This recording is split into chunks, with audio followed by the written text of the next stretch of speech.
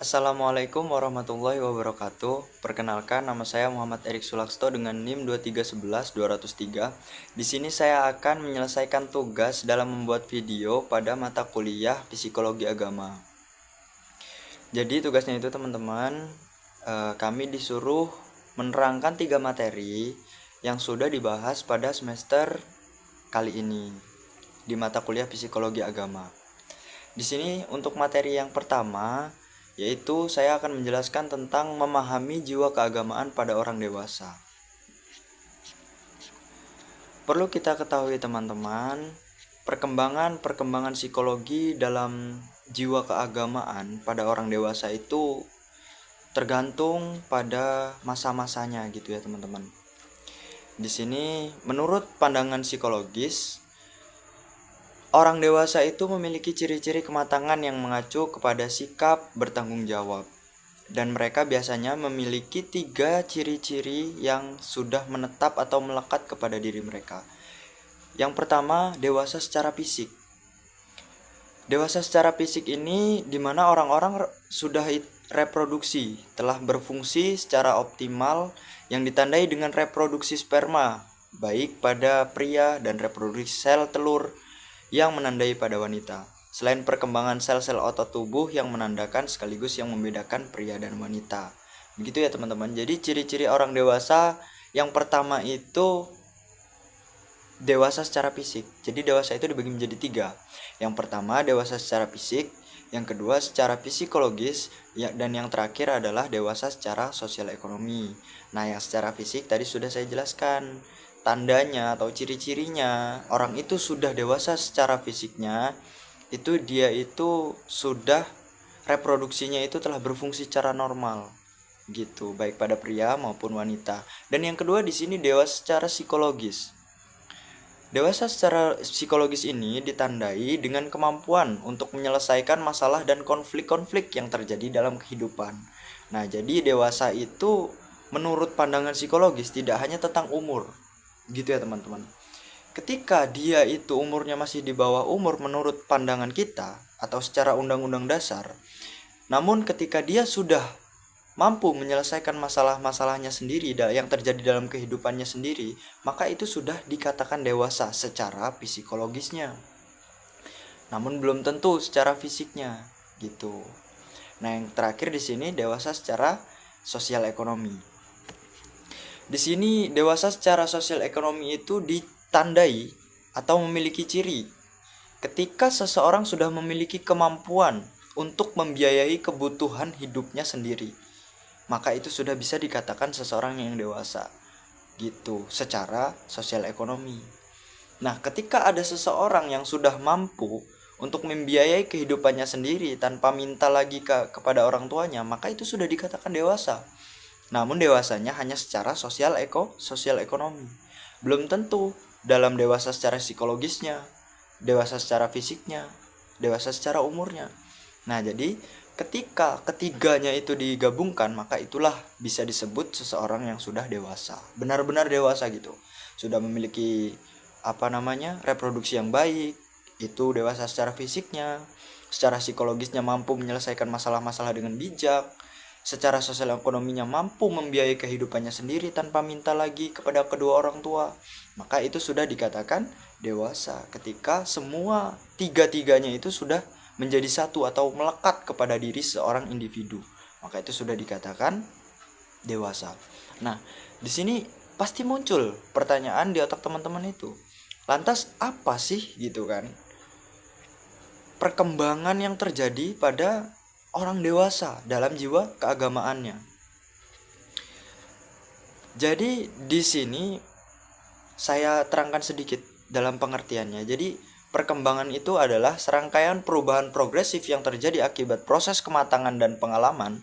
Perkembangan bukan sekedar perubahan beberapa sentimeter tinggi badan seseorang atau peningkatan kemampuan seseorang, melainkan suatu proses integrasi dan banyak struktur dan fungsi yang kompleks. Perkembangan sebagai rentetan perubahan jasmani dan rohani manusia menuju ke arah yang lebih maju dan sempurna. Nah, itu teman-teman. Jadi di sini sudah dijelaskan ya. Jadi perkembangan itu bukan hanya sekedar perubahan fisik, Dari tinggi badan yang tadinya misalkan tidak terlalu tinggi lah, hitungnya masih kecil kelihatan secara fisiknya, tiba-tiba sudah melonjak tinggi badannya. Nah, itu bukan hanya sekedar itu perkembangan itu. Jadi, perkembangan pada jiwa keagamaan seseorang dewasa itu tidak hanya ditandai dengan tingginya badan atau berat badan. Untuk perkembangannya sendiri, jadi seseorang dewasa itu memiliki sesuatu faktor yang dimana faktor itu akan menjadi penyebab matang atau tidaknya jiwa keagamaan dalam diri orang dewasa. Apa itu faktor-faktornya? Di sini dijelaskan ada 2 faktor yang menyebabkan adanya hambatan. Nah, gitu ya. Jadi faktor ini harus kita ketahui. Kenapa harus kita ketahui? Karena supaya menjadi pagar untuk kita. Nah, jadi ketika kita dalam beragama lalu sudah beranjak dewasa, maka itu kita harus memahami faktor apa saja yang menjadi hambatan dalam diri kita yang akan menyebabkan jiwa keagamaan kita itu menjadi turun. Nah, ini kita harus paham. Yang pertama di sini dijelaskan yaitu faktor internal. Faktor internal ini dalam diri sendiri terbagi menjadi 2. Yang pertama, kapasitas diri. Kapasitas diri ini berupa kemampuan ilmiah atau rasio dalam menerima ajaran-ajaran itu. Terlihat perbedaannya antara seseorang yang berkemampuan dan kurang berkemampuan. Nah, jadi perkembangan agama, jiwa keagamaan dalam orang dewasa itu yang pertama dipengaruhi oleh faktor internal. Faktor internal sendiri terbagi menjadi 2. Yang pertama adalah kapasitas diri atau cara berpikir. Nah, rasionya gitu kan. Cara berpikir akalnya, mampu tidak dia mengelola sesuatu yang diterima dari ajaran agamanya. Ketika seseorang itu mampu mengelolanya dengan bijak, rasionya dijalankan dengan baik, maka jiwa keagamaan dalam orang itu akan semakin meningkat. Ketika diberi masukan ataupun nilai-nilai agama dari orang lain, maka dia akan cepat menerima. Karena apa? Rasionya dimainkan dengan baik. Hal ini akan menjadi pengaruh atau hambatan jika rasio orang itu selalu dipenuhi dengan pikiran yang negatif. Ketika dia menerima nilai-nilai agama, dia tidak menerimanya karena rasionya sendiri sudah mengarah ke arah yang negatif. Begitu ya, teman-teman. Lalu di sini yang kedua, pengalaman. Semakin luas pengalaman seseorang dalam bidang keagamaan, maka akan semakin mantap dan stabil dalam mengerjakan aktivitas keagamaan. Namun, mereka yang mempunyai pengalaman sedikit dan sempit, ia akan mengalami berbagai macam kesulitan untuk dapat mengerjakan ajaran agama secara tepat dan stabil. Nah, yang kedua itu adalah pengalaman. Kalau misalkan dalam orang dewasa itu ingin membentuk jiwa keagamaan yang baik, ketika dia berpengalaman, banyak pengalaman, contoh misal pada waktu remajanya dia itu sering kumpul dengan orang-orang yang paham akan ilmu agama, maka dia itu akan memiliki pengalaman itu sendiri yang akan menjadi guru atau mengajari individu itu dalam menciptakan atau menumbuhkan nilai keagamaan yang baik dalam dirinya sendiri. Nah, kalau orang yang sempit pengalaman agamanya, maka dia akan terhambat. Perkembangan jiwa keagamaannya itu ketika dewasa itu akan terhambat. Bahkan ketika dia ditimpa masalah pun bisa saja dia itu langsung berpikir yang negatif karena kurangnya pengalaman dalam agama. Dia tidak langsung mengarahkan hal itu secara ikhlas gitu, secara rasional. Tapi dia langsung mengejas hal itu terjadi karena sesuatu yang di atas kendali dia. Gitu. Hal itu akan menimbulkan rasa kecewa pada agamanya sendiri. Contoh ketika dia diberi masalah, ketika dia tidak punya pengalaman beragama yang baik ataupun yang banyak, yang luas, maka itu akan menjadi pengaruh. Apa sih pengaruhnya ketika dia ditimpa masalah? Dia akan berpikir, kenapa kok Tuhan seperti ini? Kenapa kok masalah selalu datang kepada saya? Nah, itu akan menjadi hambatan bagi perkembangan jiwa agama bagi orang dewasa. Itu materi yang pertama. Di sini saya akan lanjut untuk materi yang kedua. Materi yang kedua yaitu berjudul tentang memahami gangguan dalam perkembangan jiwa keagamaan. Nah, tadi kan khusus untuk orang dewasa perkembangannya. Nah, sekarang itu adalah memahami gangguan dalam perkembangan jiwa keagamaan. Nah, jadi apa aja sih gangguan-gangguan yang bisa terjadi gitu kan?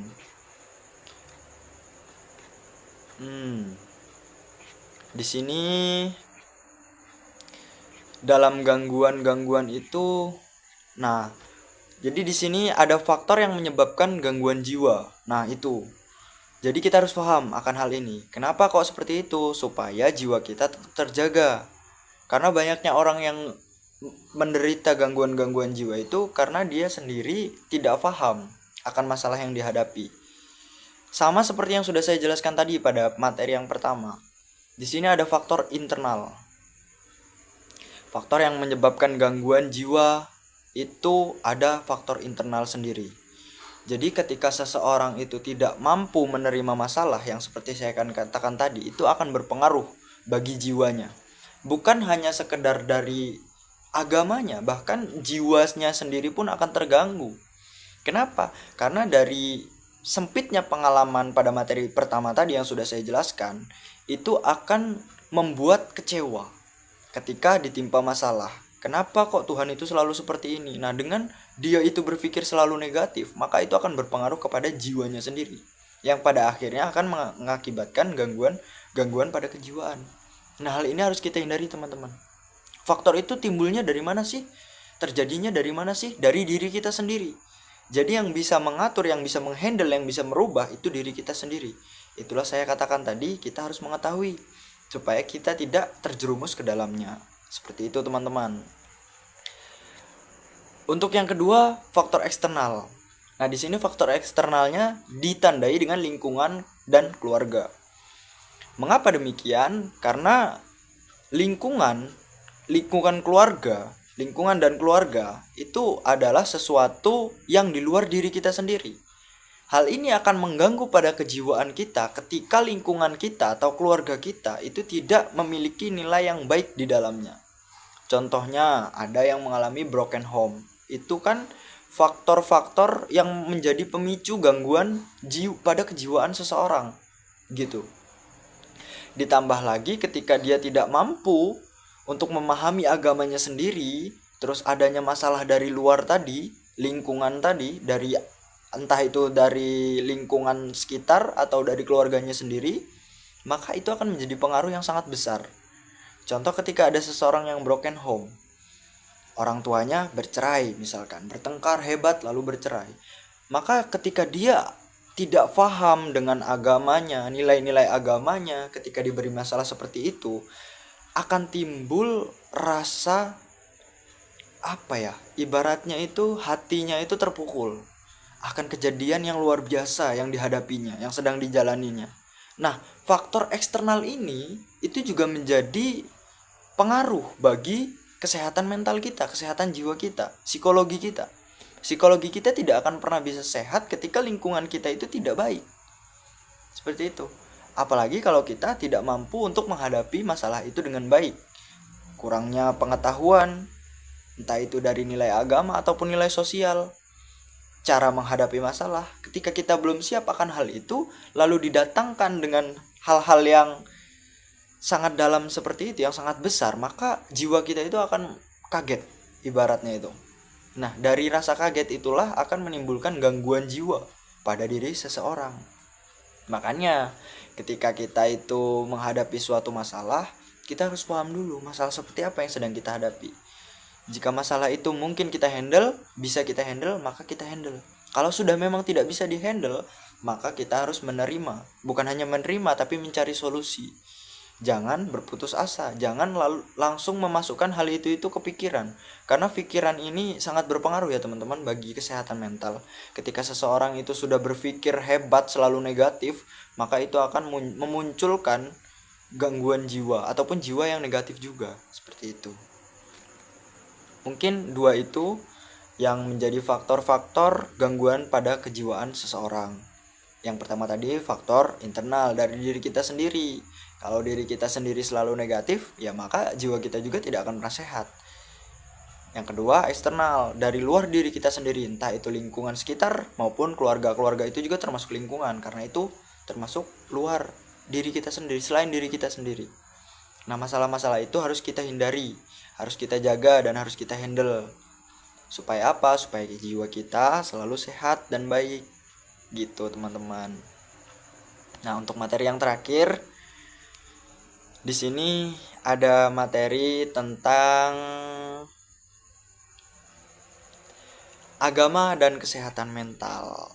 Nah, itu agama dan kesehatan mental. Jadi ada 2 poin, agama dan kesehatan mental. Apa sih kaitannya kan gitu? Apakah ada kaitannya agama dengan kesehatan mental? Kan tadi yang di makalah sebelumnya, di materi yang sebelumnya itu saya hanya dijelaskannya hanya tentang faktor internal dan faktor eksternal. Nah, pada materi berikutnya di sini ada agama dan kesehatan mental. Apakah ada selain dari faktor internal dan faktor eksternal yang mempengaruhi jiwa keagamaan, kesehatan mental gitu kan? Nah, di sini saya akan memaparkan sedikit pengertian ataupun definisi kesehatan mental di dalam buku Mental Hygiene.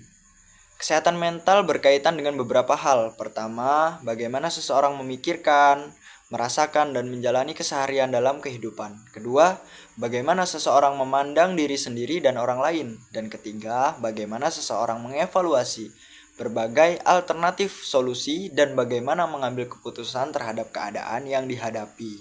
Nah, seperti yang sudah saya jelaskan tadi, ketika seseorang itu tidak mampu memikirkan suatu masalah itu dengan positif, selalu saja berpikir negatif, maka itu akan menjadi pengaruh pada kesehatan mental. Nah, itu ya teman-teman. Jadi ada 3 dalam buku mental tadi kan sudah dijelaskan. 3 itu sangat berpengaruh dengan cara berpikir seseorang, terus bagaimana orang memandang diri sendiri. Yang terakhir itu bagaimana seseorang mengevaluasi ataupun mencari solusi dari masalah yang dihadapi. Ketika 3 itu tidak mampu kita handle, maka ya tamatlah sudah teman-teman.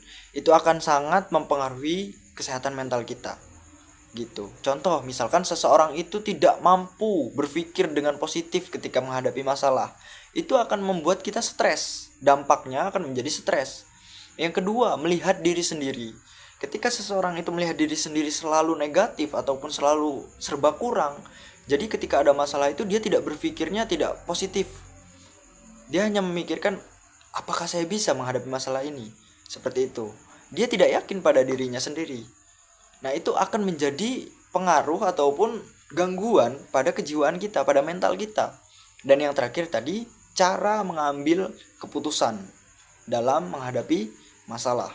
Ketika didatangkan masalah, kita sudah mampu berpikir dengan baik, kita sudah mampu memandang diri kita dengan baik, tapi kita tidak mampu mengambil keputusan dengan baik. Maka itu akan menjadi hambatan juga bagi kesehatan mental kita. Nah, sekarang apa sih kaitannya antara agama dan kesehatan mental?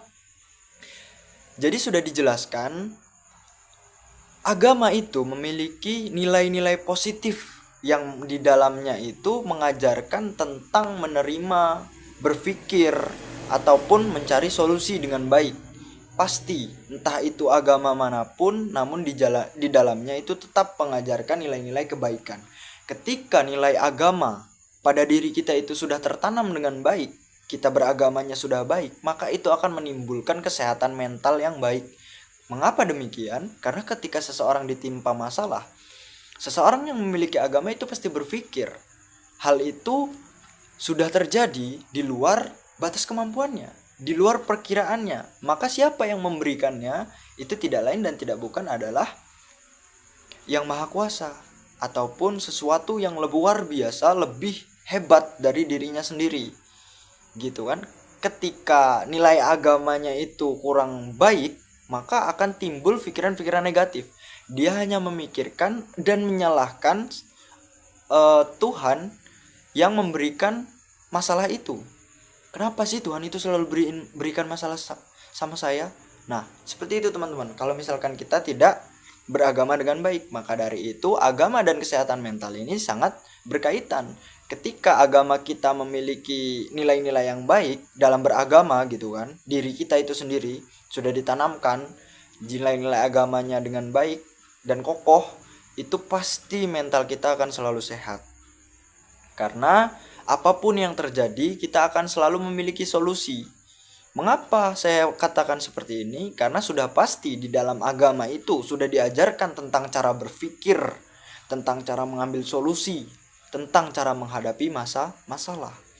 Maka dari itu, orang yang sudah agamanya itu sudah baik, sudah mendalami agamanya sendiri, maka dia pasti akan memiliki kesehatan mental yang baik. Mungkin sekian penjelasan dari saya tentang 3 materi ini. Semoga bermanfaat bagi teman-teman. Cukup sekian dan terima kasih. Jika ada yang salah saya mohon maaf. Wassalamualaikum warahmatullahi wabarakatuh.